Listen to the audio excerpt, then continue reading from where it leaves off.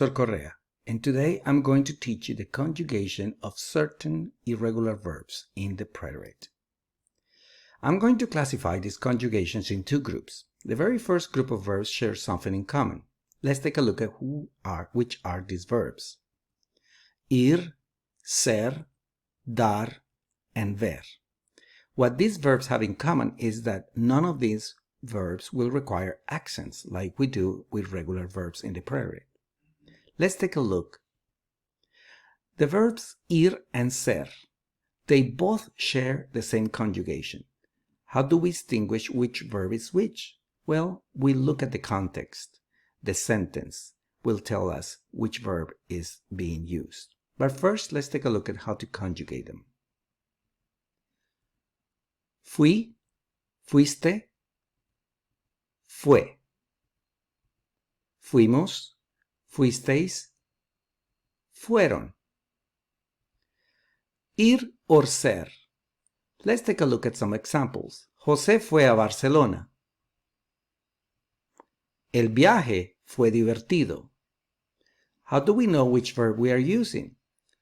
The verb ir requires a, so we distinguish that very easily. If you are describing something in the past, you probably immediately look at the verb ser in the sentence. The verb dar, to give. Di, diste, dio. Dimos, disteis, dieron. Let's take a look at some examples and how to use this verb. Dimos una fiesta en mi casa en mi cumpleaños. Mi abuela me dio un regalo. Le di un abrazo a mi abuela. Notice with the verb dar that we have used an indirect object pronoun because we are referring to whom we have executed this action. Also, notice in the first sentence, the verb dar refers to throw a party. The verb ver, to see. Vi, viste, vio, vimos, visteis, vieron. Let's take a look at some examples. Anoche vi una película muy divertida. ¿Viste a tus amigos ayer? No, no los vi. ¿Qué pasó? No sé, nadie vio nada. If you take a look at this, the verb ver in the first sentence refers to watch a movie. You can also use the regular verb mirar. And in the second and third sentence, you are going to notice the verb used in different ways. In the second sentence, we are using a direct object pronoun for "Did you see your friends?" No, I did not see them. And in the third one, "Did you see anything?" I saw nothing. Preterit of other verbs. The best way to learn irregular verbs in the past tense is to memorize them. I recommend to start learning the yo form first. Once you know the stem form change in the yo form, it's very easy to remember the remaining verbal forms. Let's take a look. One of the most common irregular verbs of this second group is the verb tener, to have or to own. Tuve, tuviste, tuvo, tuvimos, tuvisteis, tuvieron. So if you take a look at this verb tener, how do we use it? For example, in the sense of to have, tuve clase a las 8 de la mañana. To have to, tuve que ir a la biblioteca. When you are using the verb tener as an obligation, remember to use the word que plus an infinitive of the action. Tuve que ir. Let's take a look at some of the super irregular verbs, including the verb estar. If you take a look at the verbs, we are going to have a new stem form that we are going to be using for the remaining conjugation. Let's take a look at the verb estar. Estuve is the new stem that we are going to use as the base for the remaining forms. So once you learn the yo, you can learn the remaining conjugations. Estuve, estuviste, estuvo, estuvimos, estuvisteis, estuvieron. Do the same with the remaining irregulars. For example, the verb poder. I'm going to learn first the yo form. Pude. That's going to help me remember that PUD will be the stem form for the remaining conjugations. Pude, pudiste, pudo, etc. The same thing happens with the verb poner. Puse will be the easy way to remember the remaining conjugations. Let's take a look at some of more verbs. Querer, quise, saber, supe, venir, vine.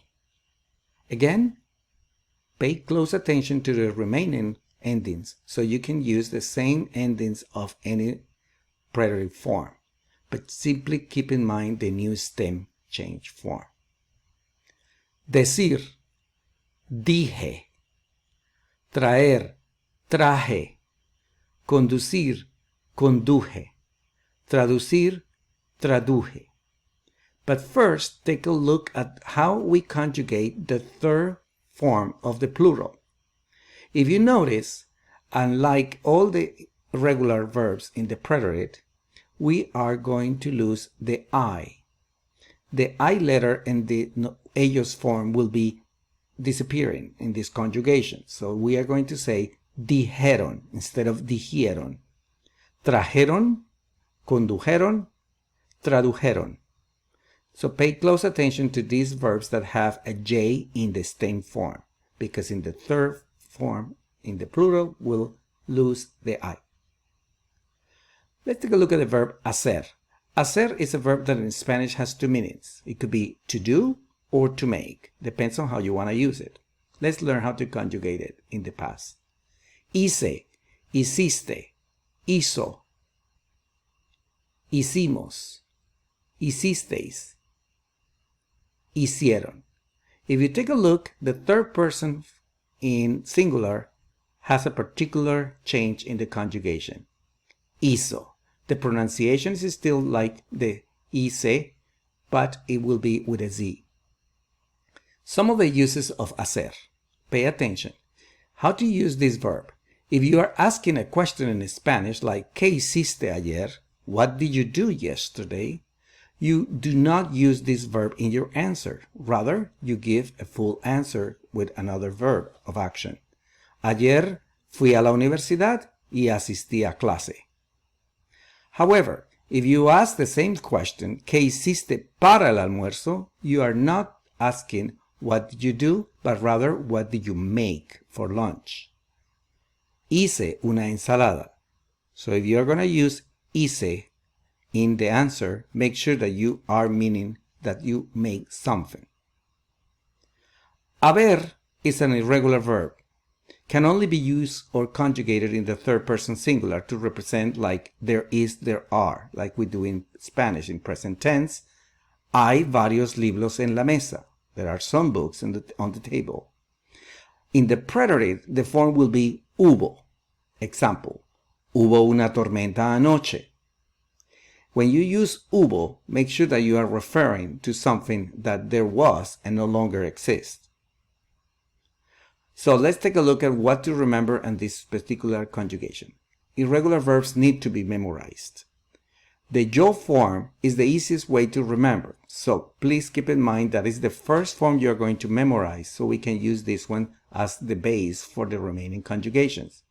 Example, estuve. If you remember estuve, you can conjugate the remaining. Estuviste, estuvo, etc. Keep in mind that not all the verbs in the past require an accent, particularly on these short conjugations like fui, fue, vio, vi.